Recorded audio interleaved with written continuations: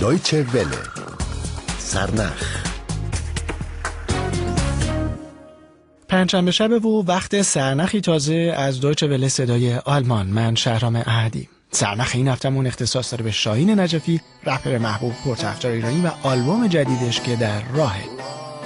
شاهین نجفی یکی از هنرمندهای پرطرفدار فعال تو موسیقی رپ، هیپ هاپ و راک، متولد سال 1359 توی بندرانزلیه. اون سال 1384 به آلمان مهاجرت کرد و در حال حاضر هم توی آلمان زندگی میکنه. توی ترانه‌های شاهین نجفی آمیزه‌ای از اعتراض به حکومت، نگاه ضد زن، سانسور، اعدام و مضامینی از این دست رو میشه دید. شاهین توی گپی با من و همکارم مهدی محسنی از موسیقی رپ گفته و جدیدترین آلبومش به اسم سال خون. اما پیش از اینکه پای صحبت شاهین بنشینیم، گوش بدیم به گوشه‌ای از قطعه وای کشته ما رو، یکی از قطعات این کار تازه.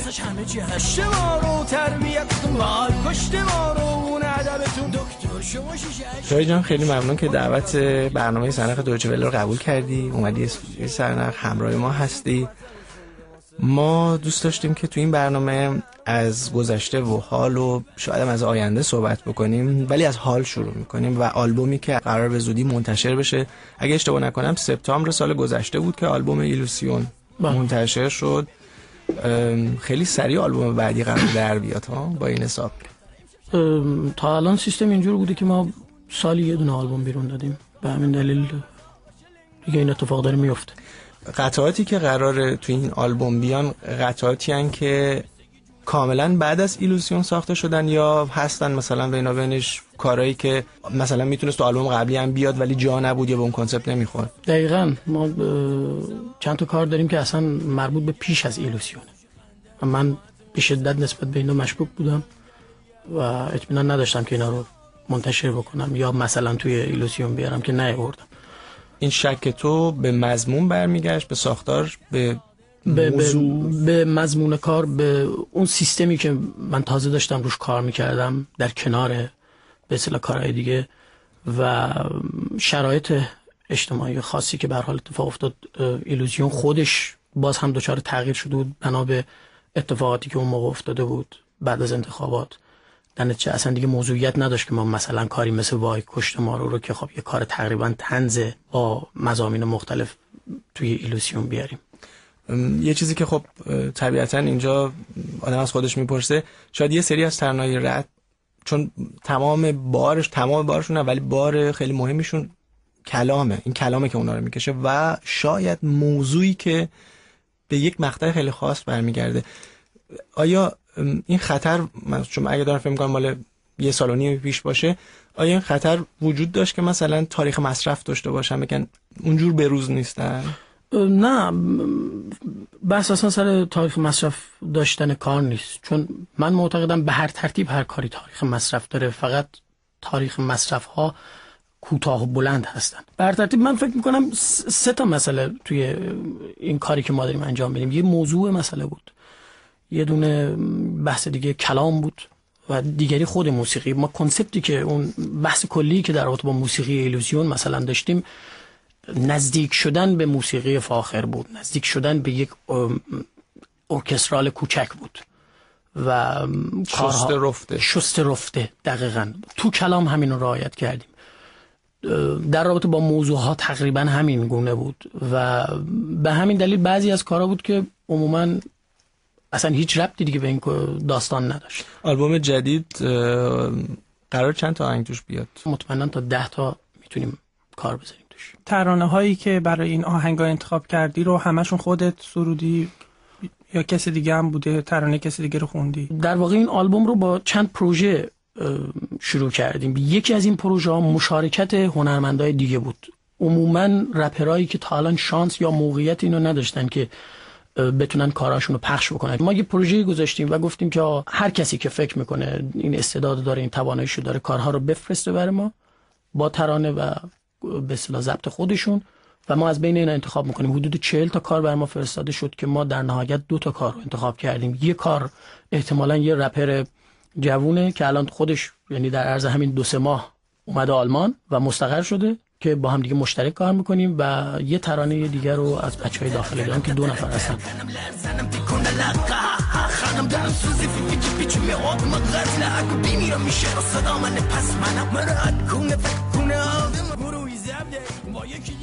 به آلبوم ایلوسیون اشاره کرده بودی و این شست رفتگی و اون فاخر بودن قضیه، مخرج مشترک قطعات کار جدید چیه؟ این چه فضایی داره؟ 3 تا مسئله اصولا من حسی که خودم دارم، یکی غمه، دیگری خشونته و خشونت که حالا میگم نه خشونت، پرخاش بهتره بگیم، که به هر حال در ارتباط تنگاتنگ معنایی با چیزی به نام اعتراض. این 2 تا فکر میکنم خصیصه اصلی کارهای من باشه. حالا به نسبت تو کارها پایین بالا میشه. یک مسئله دیگه که یادم رفت طنزه. در این کار ما چند تا از ترک ها هستن که اینها مشخصا طنز دارن، پرخاش دارن و تو بعضی از کارها باز هم به نوعی طنز خیلی غمگینی درشون هست و غمگین تر هستن، اما پرخاش هم دارن. تو ایلوسیون کمتر بود. ایلوسیون خیلی، من اینجوری خودم همیشه حرف میزنم که خیلی دپرسیو بود. من اینطور به همین دلیل من خیلی حس توی یا حس اکثر مخاطبا؟ بعدها شنیدم که اونها هم چنین چیزی رو اعتقاد داشتن بهش. آهنگا رو کی ساخته توی آلبوم جدید؟ تو آلبوم جدید بجز اون کاری که بچهای ایران میفرستن بر من از داخل ایران و یه کار دیگه که دوست و همکارم بابک خزایی درستش کرده و منتشر شده، برادر بردار، بقیه کارها هم ساخته خودم. پس تجربه جدیدی بوده برات از این؟ تجربه جدیدی در انتشار، یعنی اولین باره که من دارم کارهای هیپ هاپ با موسیقی خودم رو منتشر میکنم. آیا این طریق کار برای تو راحت تر بوده تا اینکه بیای مثلا فقط به عنوان ترانه‌سرا مجبور شی با یه کسی که آهنگساز و تنظیم کننده است یه جوری باید راه بیای؟ نمیگم سازش کاری بکنه آدم، ولی خب اولا اینجوری هم خودت کارفرمایی و هم کارگر به یه نوعی. از 2 جهت میشه بررسی کرد. زمانی که مثلا من با اون گروه تپش 2012 کار میکردم، چون کارها رو اونا میساختن، سهولت کار، راحتی کار بر من بهتر بود. الان تفاوتش در اینه که من موسیقی رو میسازم خودم، ولی دیگه الان مسئولیت دارم نسبت به اون چیزی که میسازم و فکر میکنم خیلی عجین‌تر میشن مضمون موسیقی، اون اتفاقی که در موسیقی داره میفته، شکل کار و اون چیزی که قرار روش من کار بکنم. یعنی حس میکنی که بافت طبیعیشون بیشتره؟ فکر میکنم بله. در مورد قطعات یه مقدار صحبت بکنیم که تو کار جدید هست. طبیعتا تو رپ عنصر کلام خیلی قوی تره، خیلی بارزتره. توی آلبوم ایلوسیون من یه مقدار فقط سعی میکنم مقایسه بکنم به این معنا که کاملا خنثی ببینیم این روند چجوری بوده از اونجا، چه تغییراتی توی آلبوم جدید هست. اونجا خب خود ارکستر نقش مهمی بازی میکرده در کنار کلام. این نسبت الان تو آلبوم جدید به چه ترتیبه؟ آیا موسیقی که برای قطعات این آلبوم ساخته شده بیشتر یک بسترین، پس زمینن، فقط بتونه کلام بهتر خودشو عرضه اندام کنه؟ من معتقد هستم هیپ هاپ جدای از کلام عنصر به شدت حساسی که درش وجود داره ریتمه. کاری که من الان با موسیقی آلبوم سال خون انجام دادم ریتمیک بودن حتی ملودی های، یعنی شما این عجین بودن و در کنار هم بودن کلام، سرعت کلام، ریتمیک بودن کلام، خود ریتم که چند تا ریتم متفاوته مثلا از سازهای مختلف استفاده کردن و ملودی. مثلا از سازی مثل عود شما به صورت ملودیک و ریتمیک استفاده بکنید، اما ریتمی که داره با پا به پای ریتم اصلی به اصطلاح حرکت میکنه. به ساز عود اشاره کردین، خب میتونه آدم با گیتار هم این فضا رو به وجود بیاره. آیا این به این معنیه که تو آلبوم جدید عنصر شرقی یه مقدار بیشتر وارد شده؟ لحن عود هیچ وقت واسه همین میپرسم. دقیقاً نه فقط عود، از سازهای مشابه مثل کوار مثلا، سازهای کردی هستن، یا خدمت شود که سیتار، تابلا، از تمام اینها فقط برای به وجود آوردن یک فضای شرقی که مشخص بشه این رپ یک رپ شرقیه.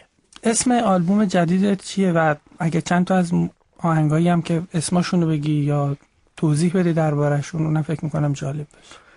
من یه چیز اول در مورد اسم بگم.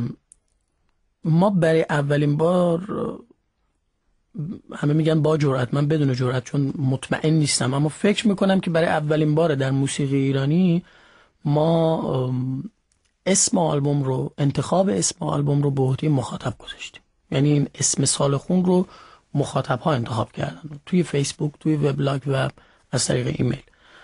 فضای کلی کار روی بحث طنز، اون اعتراض و بحث غمی که بر ترتیب توی کارها هست میچرخه. کارها هم به نسبت تقسیم میشن، بعض شبیه مثلا کاری مثل منو هک نکن در رابطه با داستان هک شدن وبسایت من توسط سربازان امام زمان، ارتش سایبری، در اون رابطه است، اما مضمون طنزه.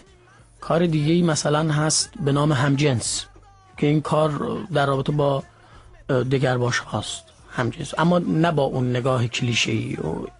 در این کار من مشخصا خودم به عنوان یک همجنسگران نشستم در کار که انگار دارم برای یه همجنسگران معشوق خودم میخونم، نه به اون صورت کلیشه‌ای که بیاد خارج از ماجرا بشینی و مثلا برای یک فرشت محبوب یا تحت ستم صحبت بکنی. جز اشک و بدن سفید اتخاذ، جز چشم کرد و کردی چشما، جز تفنگی که تو دست تو قلم بود، اونا تفنگدار بودن و تو قلمدار.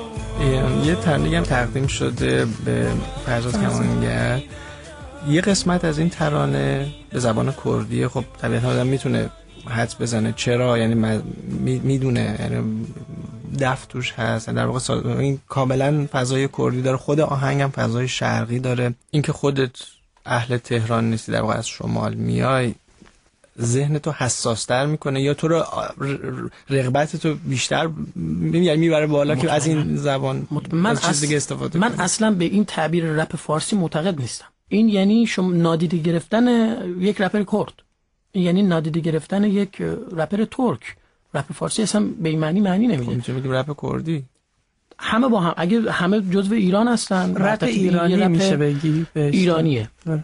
من از تکیه روی یک قوم دارم میگم. یه مشکل فقط هست اینجا برای من و اونم اینه که رپ از کلامش تغذیه میشه. یعنی من صرف این که مثلا میگم بیام فضا رو شرقی بکنم، این طبیعتا برای یه مخاطب شرقی هضمش راحت تره و خودشو خیلی انگار اومده خونه خودش، این حس رو بهش القا میکنه. ولی بار اصلی که کلام هست، من رپ کردی گوش بدم، درست رپ ایرانی، ولی هیچ جور باش رابطه نمیتونم برقرار کنم، برای اینکه نمیدونم چی داره میگه. نه فقط لزوما اینجور نیست. من به شخص خودم رپ ترکی، اون ترکای سخت رو گوش میکنم، یعنی اون چیزی که از ته استانبول دارن میخونن و به شدت لهجه‌های غلیظ که آدم متوجه نمیشه، اما در ابتدای امر قدرت کاری که داره انجام میده. یه کار پیش از این داشتم تو آلبوم ما مرد نیستیم که اونجا هم گیلکی بود، خیلیا نمیفهمیدن این چه زبانی هستن، میگفتن این انگلیسیه مثلا، متوجه نمیشدن، اما با کار ارتباط برقرار میکردن. تو توی لندن یه آهنگ اجرا کردی، مشتی ماشاءالله. خب این آهنگ یه آهنگ نوستالژیکه، حداقل برای پدرای ما.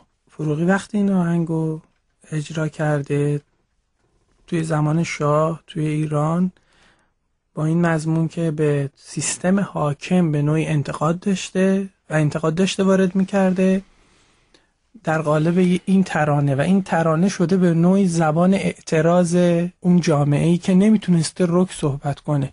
شاهین نجفی خیلی رک بوده، حداقل این چند سالی که بیرون از ایران بوده. چه لزومی دیدی، چه حسی داشتی که یک بار دیگه این آهنگ رو تو تکرار کنی و بخونی؟ از یه جهت خب توی موسیقیش اتفاق جدید میفته، فریدون اینو به این صورتی که ما اجرا میکنیم اجرا نکرده و بعد من خودمم از این آهنگ چیزی بیش از خاطره دارم. من این کار رو پیش از این که توی لندن اجرا کنم توی ایران اجرا کردم و توی کنسرت احساس میکردم این کار اتفاقا خیلی هم استعاری نیست، یعنی دست داد که روشه، خون که به جوشه، خلق به خروشه، داره تماشا، کاملا روه و مشخص داستانش چجوریه. با که خب موسیقی میدونید که موسیقی به هر حال کاور شده از یه کار بیتلز آباد باشه، بیتلا، ولی برای منم این حس نوستالژیک وجود داره و دوستش دارم این کارو. این از معدود کارهاییه که دوست دارم اجراش بکنم. خب اگر موافق باشین تیکه از اینو میخونی؟ ماشاءالله.